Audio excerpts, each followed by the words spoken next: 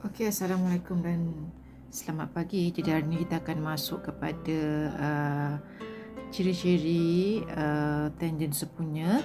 Okey, apa yang kita faham tentang tangen sempunya? Tangen sempunya adalah uh, garis lurus, ya, adalah garis lurus yang merupakan tangen kepada kedua-dua bulatan. Jadi dia akan melibatkan dua bulatan yang tangen sempunya ni.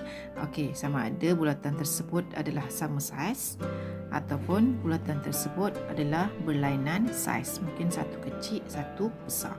Okey, jadi dia terdiri daripada beberapa syarat.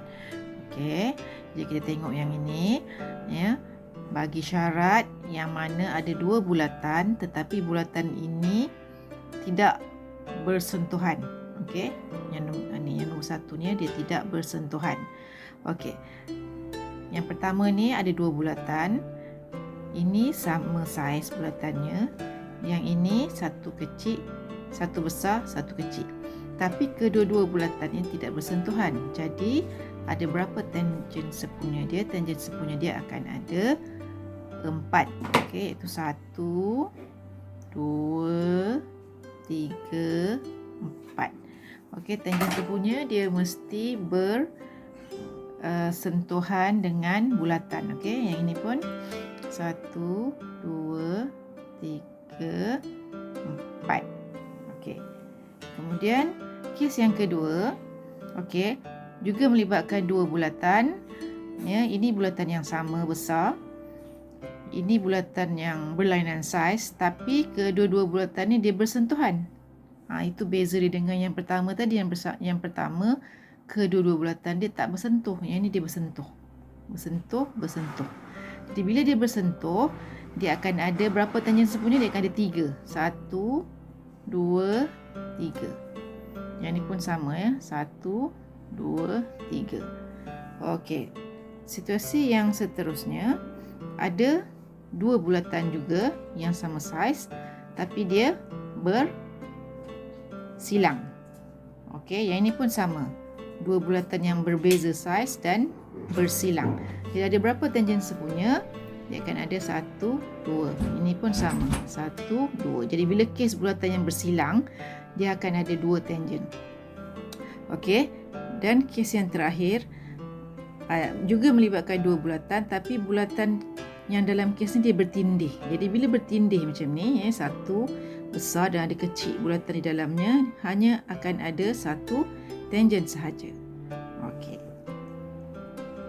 Okey, kita masuk kepada contoh soalan yang melibatkan tangen sempunya. Kita rujuk pada contoh pada buku teks muka surat 158. Okey, contoh 19. Okey, jadi di sini ada dua bulatan. Okey, satu yang berjejari 4 cm, satu yang berjejari 3 cm, dan garisan lurus PQRS ini merupakan tangen sempunya bagi kedua-dua bulatan ini. Jadi soalan dia minta kamu cari nilai bagi X. Okey, jadi daripada soalan ini, daripada rajah ini, kita bentukkan satu garisan putus-putus supaya dia dapat membentuk satu segitiga bersudut tegak seperti ini.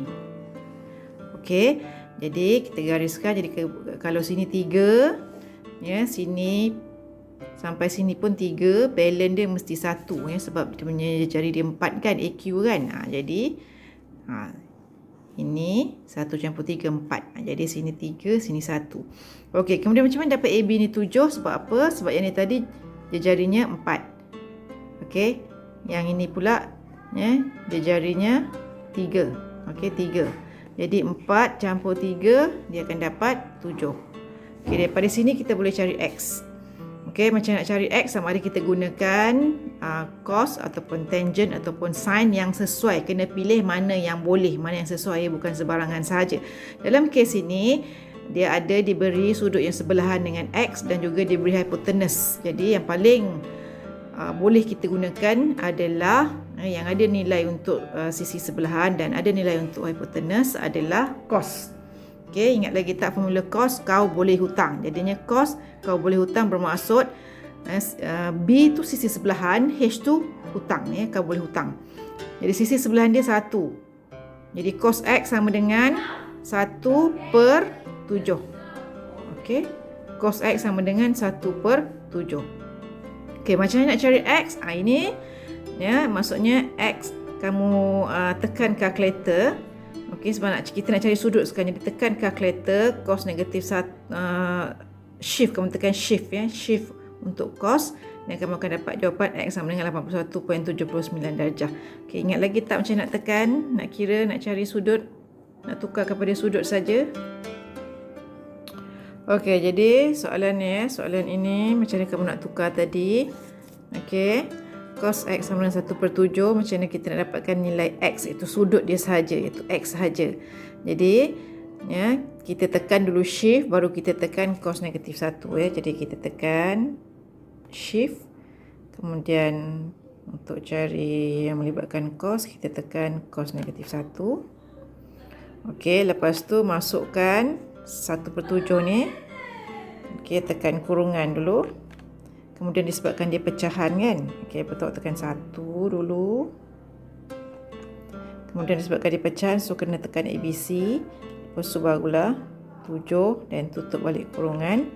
Lepas tu barulah tekan ya, sama dengan. Nanti dia akan dapat macam tu. Kemudian barulah tekan sama dengan. So akan dapat jawapan 81.786 dan seterusnya. Biasa kita ambil 2 tempat perpuluhan, so jawapannya akan dapat 81.79. Okey, macam dalam buku ni ya. 81.79 darjah. Okey, satu tips untuk kamu selesaikan masalah yang melibatkan tanjin sepunya adalah, biasanya soalan tu kamu kena bina segitiga bersudut tegak. Contoh dia macam ni lah ya, segitiga bersudut tegak menggunakan garisan putus. Jadi kita kena bina segitiga bersudut tegak untuk kita selesaikan masalah.